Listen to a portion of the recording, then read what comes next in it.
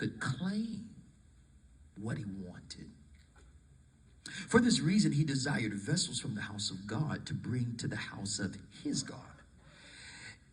And if we were to psychoanalyze this detail of the text, then it is possible to conclude that the evident traits of narcissism, pride, low self-esteem, and insecurity were present in the king's character development.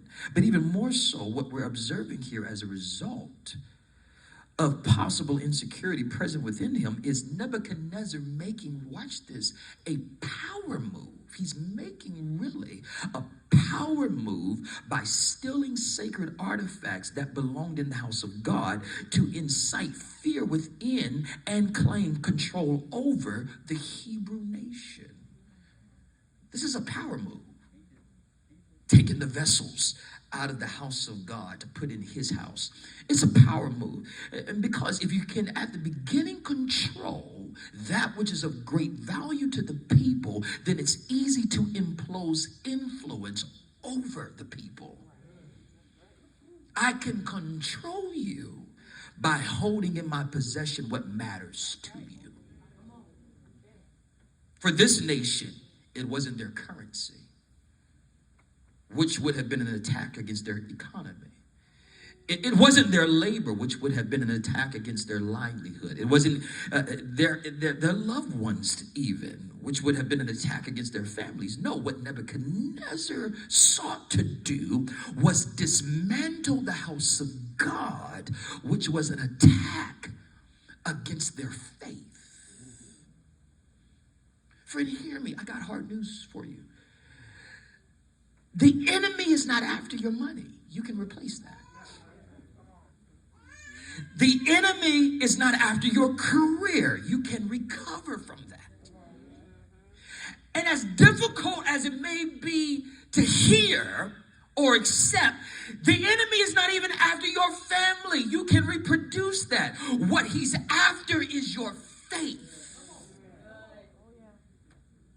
The reason why is because faith is the substance or the essence of what you hope for or your expectation. And it is the evidence or the elikos or title deed to claim, for you to claim that which is but hasn't manifested yet. So if your faith is destroyed, then your desire to quit will come alive. And if that desire is not put to death, then you will sabotage your own life and future because you reach the place of being void of, here it is, expectation. Faith is the substance, the essence of hope or expectation. If I can take away your faith, I can take away your reason to expect. If you stop believing God, you won't expect God.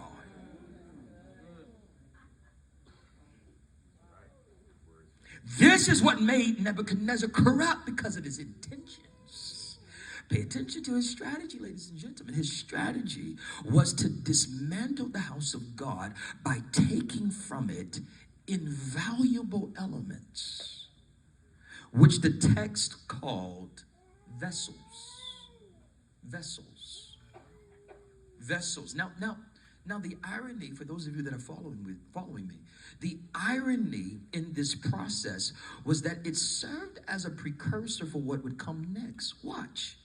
After he took away the vessels from the house of God, Nebuchadnezzar wanted certain children of God's chosen people, Israel, and of the king's royal lineage brought into his kingdom. But when you look at the type of people he went after, which I'm going to get into in a few moments, notice when you really look at it, for Nebuchadnezzar, these were still vessels. They were just vessels in a different form. It just wasn't an inanimate object. It was people. The people who really were vessels for God are just more vessels that the king wanted for himself. He went from taking vessels out of the house of God to taking people, not realizing that the people still represent the house of God. So they were still vessels that he were taking from out of the people of God. They were still vessels. They were just vessels in a different form. The text says, notice though, these vessels, these individuals, the type of people he wanted. The text says Nebuchadnezzar wanted the best and brightest of Israel's future placed under his authority. Because true leaders, stay with me, true leaders understand, ladies and gentlemen. You don't have real influence over a people by just addressing their culture. No, true influence is gained when you target their future. If I don't confront your future, then my leadership is crippled in its effectiveness. The longevity of my success and impact is secured in vision that has a trajectory. In other words, I don't lead you according to where you are. I lead you according to where I want you to go. Vision has to have a trajectory. Every decision I make is based on what you will become rather than who you are now. So how do I approach an attack against your future? It's simple. Go after the babies. Go after their children. Go after the generation that's coming up. That's how you attack the future of a people. Go after their children. What I'm giving you, ladies and gentlemen, is insight into what could have been the mind of Nebuchadnezzar based on his actions. He understood he could rule over their parents and control them legally based on his position as king. Yet he understood that while this may be true, he could not shift their convictions.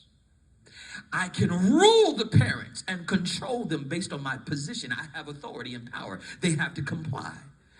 But though I can control them, doesn't mean I can shift their convictions. They can follow me based on law. That doesn't mean at their core, I've been able to shift them at the core of their convictions. He could not alter their beliefs. He wasn't able to destroy the foundation of their faith. This means he had the authority but no real influence over them. And leadership that contains authority but is void of influence is short-lived. When the leader dies, their authority dies with them. But if he or she had influence, their influence becomes their legacy, which continues through followers that remain after they're gone. Nebuchadnezzar understood, even if I die, if I can make an impact on the babies, the parents are already stuck in their ways. They'll comply because of the law. But if I can impress the babies, if I can insert influence over the next generation, then I can develop a generation that will follow me and stop following God.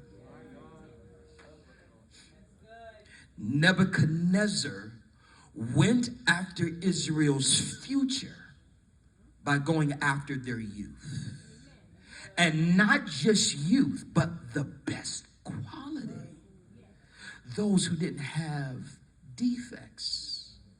He wanted those who showed signs of wisdom beyond their years. He wanted those who were talented, possessing impressive intellectual capacity, versed in science. But more importantly, he wanted those who were still, amidst all of these qualities, those that were pliable, impressionable enough to be indoctrinated with the Babylonian culture.